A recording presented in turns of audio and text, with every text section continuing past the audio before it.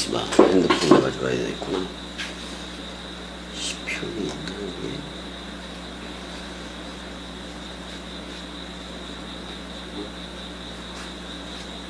아, 여기 있구나.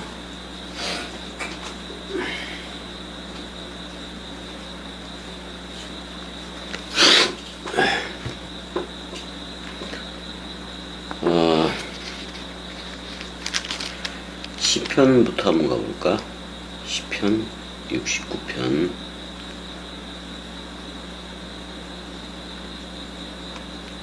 시편 69편 22절.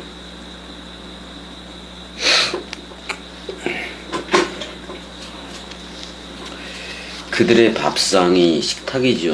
그들의 밥상이 올무가 되게 하시며 그들의 평안이 덫이 되게 하소서. 그들의 눈이 어두워 보지 못하게 하시며 그들의 허리가 항상 떨리게 하소서라고 얘기를 했네. 이스라엘에서는 그 허리에서 자녀가 출생한다고도 얘기를 해요. 그래서 이제 야곱의 허리, 그것도 되게 중요하긴 한 건데, 그들의 밥상이 올무가 되게 하시며 그들의 평안이 덫이 되게 하소서, 이렇게 얘기했는데, 이스라엘 백성을 두고 하는 얘기들이잖아요. 이스라엘 백성이 되게 하는, 백성에 대해서 얘기를 하는 거예요. 자, 우리들의 밥상은, 우리들의 식탁은 어디다? 떡과 포도주 했던 6월절 식사예요. 6월절 식사. 그래서 다윗 그 개념에서 시편 23편에서도 원수의 목전에서 다락방황하고 6월절 식사했을 때에 가룟유다도 있잖아요. 가룟유다. 마귀 사탄 역할을 하고 있기도 한 건데 그런 거 하지 말라 그랬어 내가. 그래서 원수의 목전에서 연회상을 베풀고 그랬을 때 가룟유다 앞에서 떡과 포도주를 베풀었잖아요. 그게 6월절 식사 또는 그 최후의 만찬이라고도 얘기하고 있는데, 떡과 포도주를 했으니까 아브라함한테 멜기세덱이 떡과 포도주를 가지고 왔는데 아브라함은 먹었다는 기록이 없어요. 근데 제자들은 먹잖아요. 근데 가룟유다는 떡까지는 아는데 그걸 가루로 받아요. 그러니까 안 되는 거예요. 66권을 통으로 받으려면 그리스도가 딱 머리를 둔 집이어야 된다고. 그게 통이니까. 근데 뭐 창세기 하나만 받고 출애굽기 하나만 받고 이런 식으로 가루로 받아버리면 안 된다 그런 말이에요. 근데 오히려 이거 지금 시편 69편 22, 23절을 사도 바울이 인용을 했는데 9절 보면 그래. 로마서 11장 9절. 또 다윗이 이르되 그들의 밥상이 올무와 덫과 거치는 것과 보응이 되게 하옵시고 그들의 눈은 흐려 보지 못하고 그들의 등은 항상 굽게 하옵소서. 등이 굽어버리면 이건 동물이라는 얘기요. 네발 동물이라는 얘기이기도 해요. 여기서 자 봐요. 그들의 밥상 그럴 때 우리의 밥상은 떡과 포도주예요. 6월절 식사에서 떡인 예수와 그 예수가 하는 말도 먹어야지. 그다음에 부활 후에 그리스도의 말도 먹고, 그래서 떡과 포도주로 우리가 떡과 하나가 됐기 때문에 한 떡이 된 거예요. 그러니까 십자가에서 죽은 것도 나인 거지, 여러분들인 거지. 그다음에 포도주와도 하나가 된 거예요. 6월절 식사에서. 그러면 나는 부활이요 생명이니 죽어도와 연합이 됐어. 그럼 서로 죽음이고, 살겠고와 연합이 됐어. 서로 부활 또는 서로 사랑이. 우리는 떡과 포도주를 했던 밥상이다 그런 말이야. 그 식탁이라고. 근데 다윗이 이르되 그들의 밥상이 올무와 덫과 거치는 것이 된다고 얘기를 하고 있어요. 자, 그러니까 어떻게 보면 이 유대인들의 밥상 그 식탁도 떡과 포도주로 해서 멜기세덱 반차로 나와야 되는 건데, 얘네들은 지금 유대인들의 밥상은 뭐냐면은 소양 비둘기예요. 소양 비둘기. 그러니까 뭐야, 이게 동물이잖아요. 예수 그리스도라는 떡과 포도주를 한 게 아니라, 그래서 멜기세덱의 반차로 쟤네들은 못 나오는 거예요. 그러니까 오히려 소양 비둘기라는 율법으로 하니까 은혜와 진리로 해야 되는데 율법으로 하니까 은혜와 진리라는 그 밥상은 올무와 덫과 거치는 것과 보응이 될 수밖에 없다고 저들한테는. 그 다음에 그들의 눈은 흐려 보지 못하고, 왜? 떡과 포도주로 하지 않고 그 시청각 교제로 해서 그래요. 떡과 포도주로 하지를 않고 소, 양, 비둘기 또는 곡물 제사 뭐 이런 걸로 해서 그래. 그들의 눈이 그래서 흐려서 보지 못한다는 거예요. 근데 이사야나 에레미야는 그 동물 제사 하는 거 보고 여호와 자신이 자기 자신이 번제할 어린 양임을, 그러니까 여호와 자신이 죽음 사랑 단번에 또는 나는 부활이요 생명이니 죽어도 살겠고를 하겠다는 사실을 이사야나 에레미야는 알았다고. 자, 그래서 이스라엘 백성들 그들의 눈은 흐려 보지 못하고 사람 생각이라서 그래. 그들의 등은 항상 굽게 하옵소서 이렇게 얘기를 했다고. 다윗이 이제 그런 말을 한 거잖아요. 11절 그러므로 내가 말하노니 그들이 넘어지기까지 실족하였느냐? 그럴 수 없느니라. 그들이 넘어짐으로, 오히려 그들이 넘어짐으로 구원이 이방인에게 이르러 이스라엘로 시기나게 함이니라. 이제 이 얘기는 어떤 얘기냐면은 사도행전 처음에 시작할 때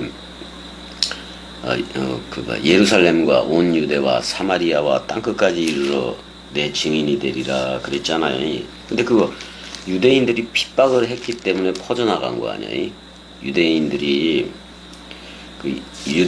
오히려 핍박을 했기 때문에 그러니까 그들의 밥상은 어떻게 보면 여기서는 율법이기도 해요. 우리의 밥상은 은혜와 진리 예수 그리스도이고, 계속 그 율법적으로 흐르는 애들이 계속 그 사도들과 또 빌립 집사, 스데반 집사는 죽이기까지 하잖아요. 그러니까 자꾸 그걸 피해서 도망가다 보니까 이 구원이 그들이 넘어짐으로 이제 그들이 그 핍박하고 이러는 거 그들이 실족하게 된 거란 말이야. 그러니까 그 실족이 저들이 넘어짐으로 오히려 구원이 이방인에게 이르렀다. 근데 사도 바울이 가는 데마다 그 유대인들이 쫓아다니면서 그 핍박을 하잖아요. 그러니까 그 핍박을 받더라도 그 복음은 더 전해지니까 이제 그런 얘기들도 하는 거예요. 그러니까 구원이 이방인에게 이르러 너무 쉽게 되는 거예요. 그리스도가 머리만 두면 되는 거니까. 구원이 이방인에게 이르러 이스라엘로 시기나게 함이니라. 목적이 뭐예요? 좀 질투가 나야 이 나라로 들어올 거 아니냐. 그러니까 동물 제사, 소, 양, 비둘기를 하는 제사 그게 아니라 지금 그리스도가 머리를 둔 집, 그리스도가 네 안에만 비추느니라 이걸로 하기 때문에 너무나도 간단한 거야. 그게 바로 한 달란트 받은 거예요. 그래서 12절에도 그들의 넘어짐이 세상의 풍성함이 되며, 그리스도 말씀 충만이 되며 그런 말이기도 해요. 그들의 실패가 이방인의 풍성함이 되거든. 하물며 그들의 충만함이리요. 그러면 진짜 그 이스라엘 사람들이 충만하다면은 충만해서 충만으로 이르러 버리지. 여기서 그들의 충만함 그랬을 때 사실 사도 바울을 두고도 얘기하는 거예요. 13절 내가 이방인인 너희에게 말하노라. 이제 로마 그 공동체한테 얘기를 해내요. 내가 이방인의 사도인 만큼 내 직분을 영광스럽게 여긴다라고 얘기를 하고 있어요. 독사죠. 14절 이는 혹 고륙을 아무쪼록 시기하게 하여 목적도 있지. 그들 중에서 얼마를 구원하려 함이라. 뭐 많은 것도 아니야. 얼마를 이제 구원하기 위함이다. 이렇게 돼 있어요.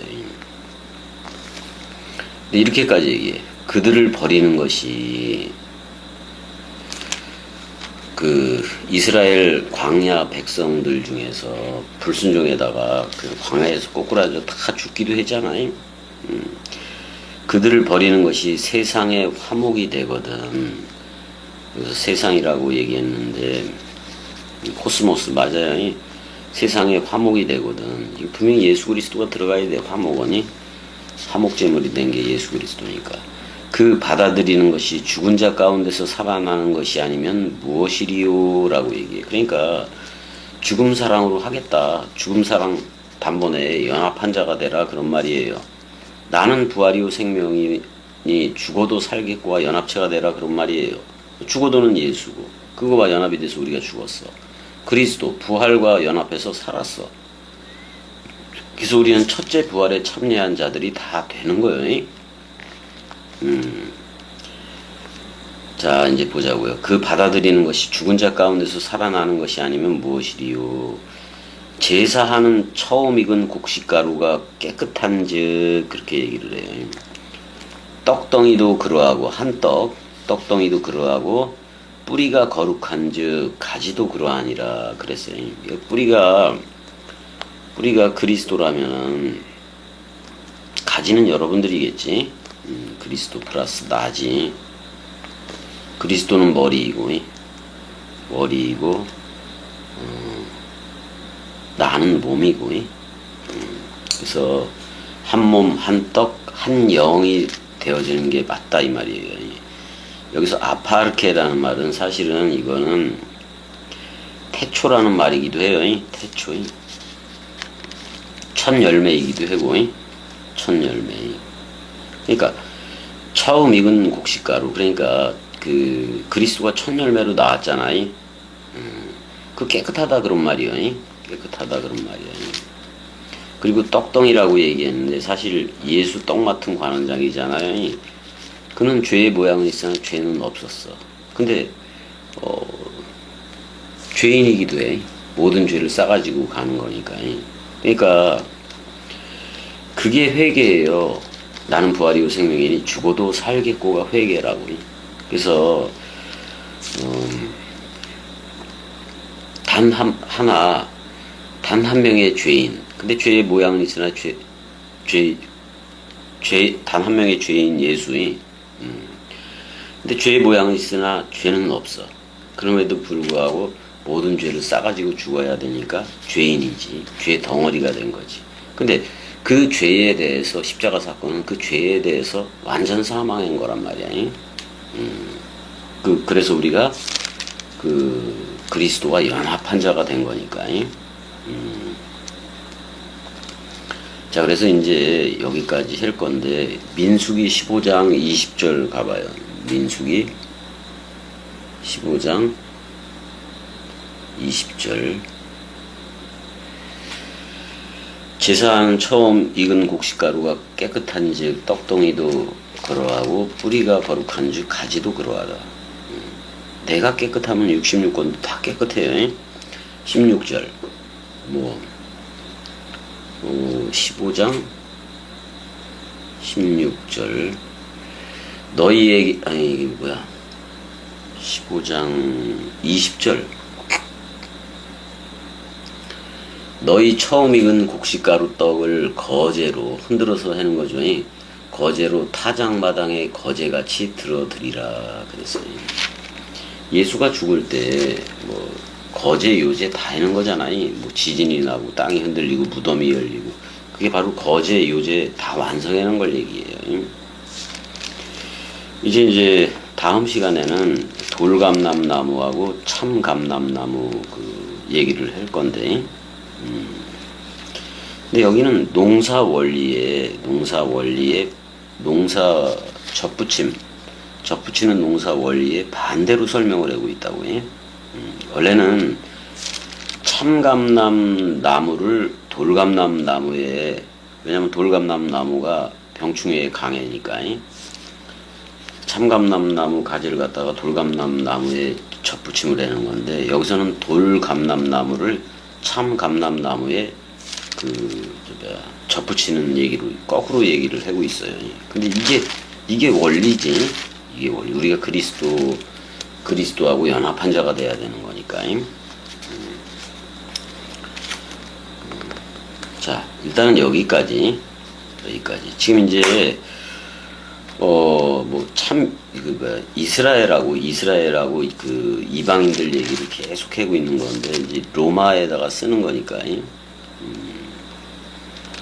그러니까 돌감람나무 옛사람 생각으로 살던 그거 찍힘을 받아서 그러면 본성을 거스르게 돼 있어요. 그러니까 사람 생각 통째로 거스르게 돼 있다고. 그렇게 나아가야지.